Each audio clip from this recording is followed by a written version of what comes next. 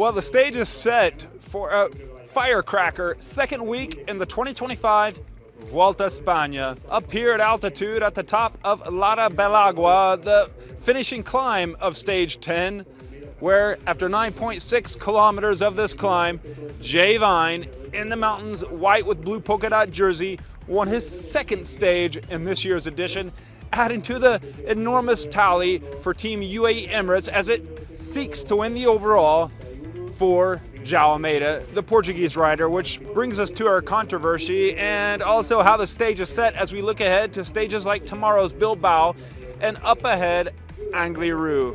Well, first, over at UAE, let's save that for a second. Let's get to Jonas Vingegaard, our new race leader, because he took the race lead over Thorsten Threin today. Threin, who had the race leader's jersey for a few days, crucially into the rest day yesterday, really enjoyed it, and it means a lot for him, especially after recovering from cancer and bouncing back to be able to race at the top level, the Norwegian Bahrain victorious. Well, today, just a slim 30-second lead, 37 over Jonas Vingegaard. It was going to be a hard-fought one for him to hold on to the lead, and Ving, with the support of Ben Tulit, the British rider, Jorgensen, and the entire Visma Lease bike squad, well, they really made easy work of it. But on the attack today, it was João Almeida of UAE Team Emirates, and you're not going to believe this when I tell you, but Juan Ayuso did work for João Almeida today. 175 kilometers, we're going to get to that. 175 kilometers, 30 riders eventually go free, but it took a while. I think we were like 75 kilometers to go into this 175 kilometer stage to arrive up here in Nevada. And this is the region of Big Miguel Indurain. In fact, he was just over there on the podium with Jay Vine in the celebration, and we're just near Pamplona, running of the bulls. And speaking of running, I did get out on a run this morning, but I tell you honestly, in Logroño, I think I had a little bit too much Rioja wine with the pinchos as well, enjoying the evening with some colleagues, reminiscing on the last week, and also when we heard the breaking news. And that leads us into what happened out here on the finish. I'll get to that here in a minute. If you want to check out the run, I was really struggling this morning. It's over there on Strava. 30 men eventually go free. Had two U.S. riders, I think I counted in there. Always present. Sean Quinn, always present. Kevin Vermarque. And also Pierre-André Cote was in there. Canadian rider. Crucially, best placed GC rider William Lesurf, Hang Ten Lesurf was up in there. Jay Vine, previous stage winner. Romo was in there, he would play a role later. Romo and Castrillo, stage winner last year, you remember, for Caja Rural. Now he's over at Team Movistar. So this group would start to break up on the first and the penultimate climb in this race. There are only two categorized climbs. It started to break up. We saw Romo hitting up the road, Vine hitting up the road, and then it was Romo, is Castrillo, and Vine had a lunge off the wheel of Castrillo, passing him on this final climb to lock himself in solo to go for the stage win, adding to his one in Andorra, adding to that of Ayuso, adding that to that of the UAE Team Emirates team time trial. And it's a humdinger of a 2025 Vuelta España for cycling's top team, the team of Tadej Pogačar. Although it hasn't been without controversy, and it's kind of been that way brewing over the last couple of years. You'll remember when the Tour de France started in Italy, we were going over the Galibier, finished in Valois. It was Juan Ayuso that he was being yelled at by Almeida for not doing his proper work. For Tadej Pogačar, there were cracks already showing, and we never saw Ayuso race again in the Tadej Pogačar squad.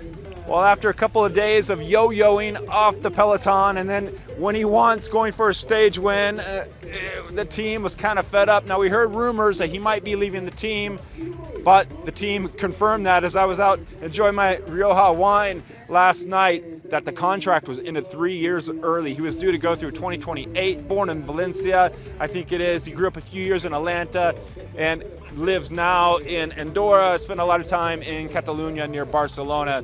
I like the guy, although I'm not sure he's doing himself any favors the way he races, and I wish him the best at his new team. The rumors are Movistar, Astana, but the likely new home, Lidl Trek.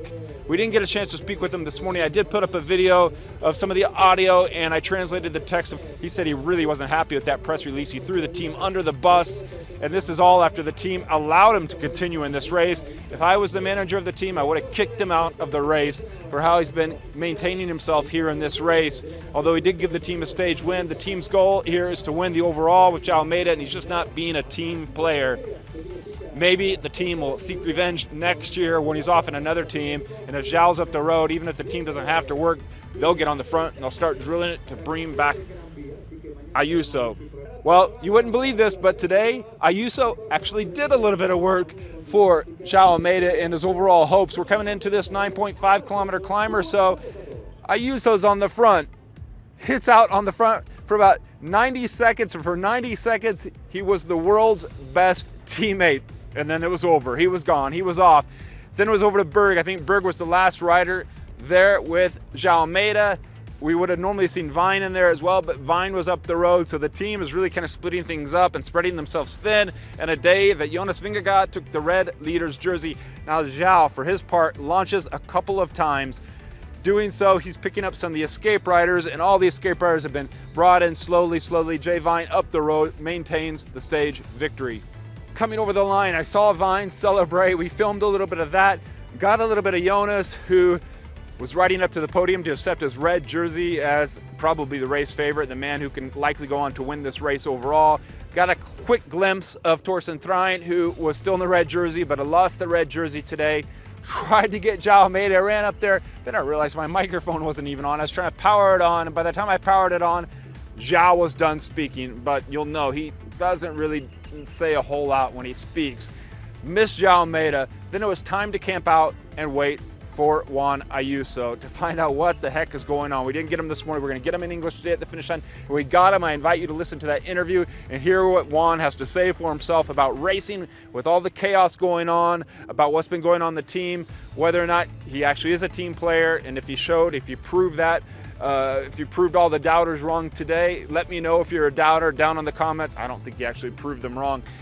Did he prove them wrong today? What do you think of this whole situation? But as is, the stage is set as we're looking ahead for a second week that's going to be a firestorm, a firecracker, a true banger. Buckle up, call in late, sick, at work, and make sure you're tuned in live and on demand for our viewers in Canada. This is the 2025 Vuelta España. It's UAE, controversy, Juan Ayuso, the unknown. Will he continue in this race? Will João Almeida have the support he needs to take on Jonas Vingegaard, who took the race leader's jersey today, with Jay Vine taking the stage win, stage 10 of the 2025 Vuelta España.